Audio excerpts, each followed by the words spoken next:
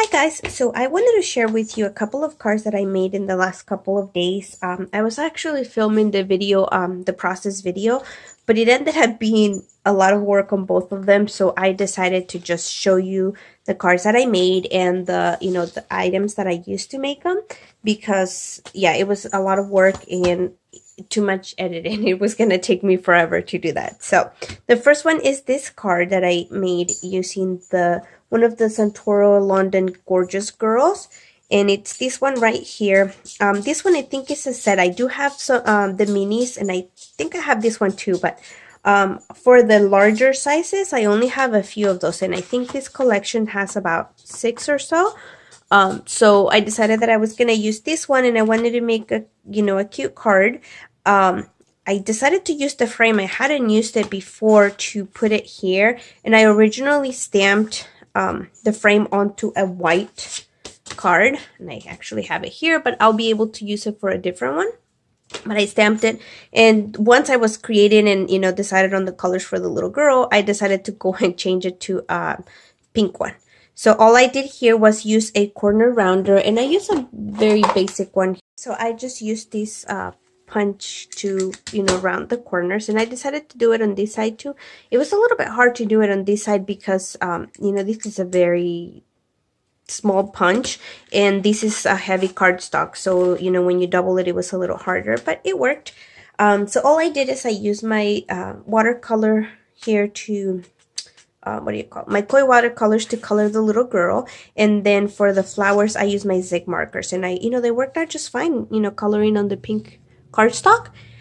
Also for when I color my girl, I used the koi watercolors, but I also, I always make it harder on myself. For the frame here, I did that partial die cutting first, and when I put the frame, it actually, the die cut that I have, it only cuts the oval. And so I cut this one, and I partially cut it to this side and then went on to the other side.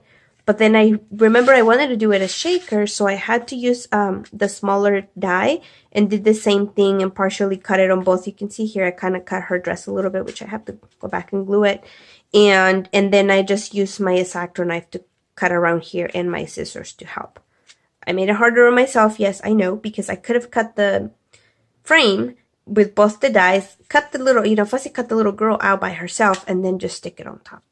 I don't know what I was thinking, but that's what I did. Now for the happy birthday here, I used this My Favorite Things die that I've actually had it in my stash for I don't know how long, and I've never used it. So this was a perfect opportunity. These two cards are for 2 birthdays that I kind of miss.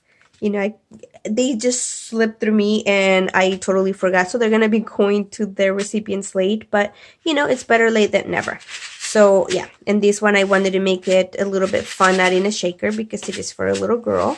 And, I added a bunch of different sequins. I kind of tie in all the colors, sequins, star punches, little beads and glitter and all, but yeah. So that's all that. And then it says happy birthday here, and I'm just going to maybe stamp the little girl back here and then write our message there. So that's that card, and this is all I used for that. And then for my second card, it's this one.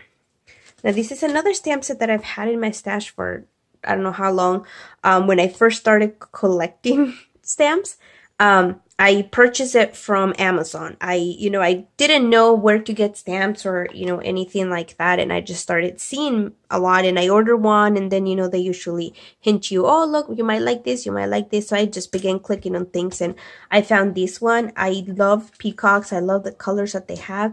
So I thought it was a really cute stamp. I don't know who is it from because he just came in like this on a clear plastic. So I just, used the pouches from Ariel to store them, but this is how it came. But it is very, very cute, and it actually stamped really well.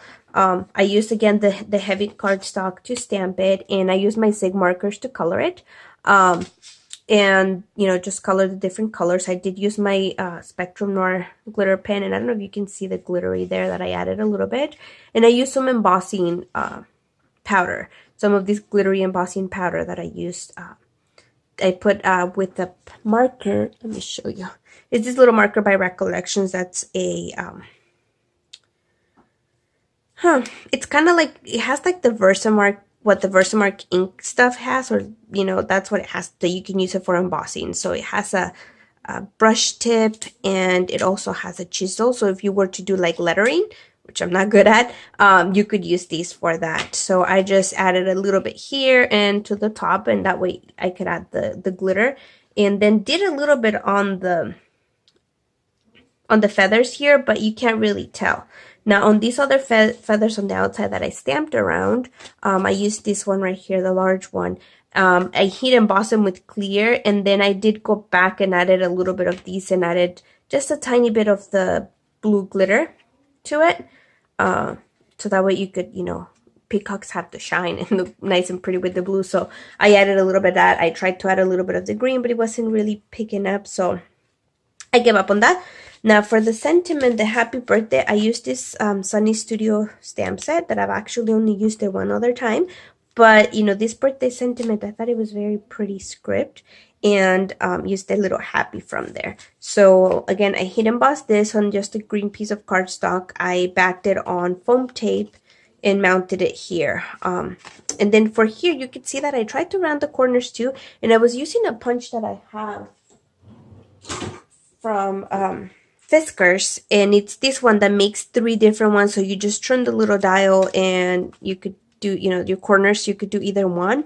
But this thing doesn't work that good, especially, I mean, it barely works on a regular piece of paper. Like if you were to grab this and, you know, punch it, it works fine.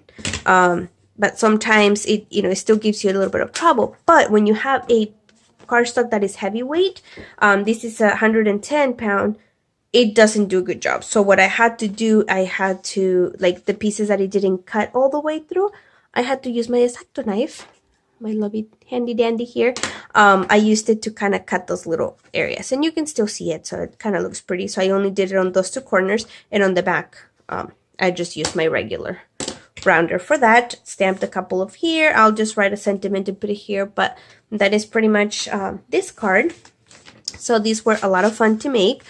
So like I said, I'm trying to get busy right now. My kids are off on spring break and just trying to figure things out. But I am going to be making some memory decks cards for an entry. There's actually 2 challenges going on. So I am going to link both of the ladies below. One is Cruising with Crystal and April Olander. They both have a challenge going on, and when I joined the first one with Dolly, I thought it was so much fun that you know, I guess I've been watching so many of the Memory Decks videos that their videos popped up, and you know, I became a subscriber, and I thought it was a lot of fun to join their challenges. So I'll link their videos below, or their channels below, so if you guys want to join them as well, you have until April 8th to turn them in. So, you know, there's plenty of time.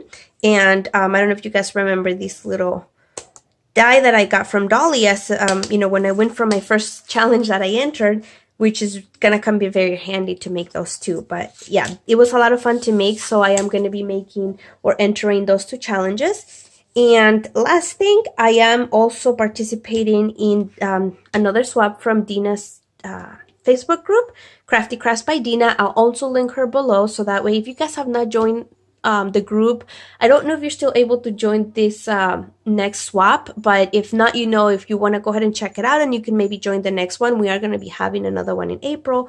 So the one that we're going to be doing right now is going to be just a spring theme card. So I'll be working on that as well. I won't show you that again, that card, until I've already known that my recipient received it, because I like to kind of wait for that to, for them to, you know, receive it before I put the video out anyway. So that way they can receive it as a surprise.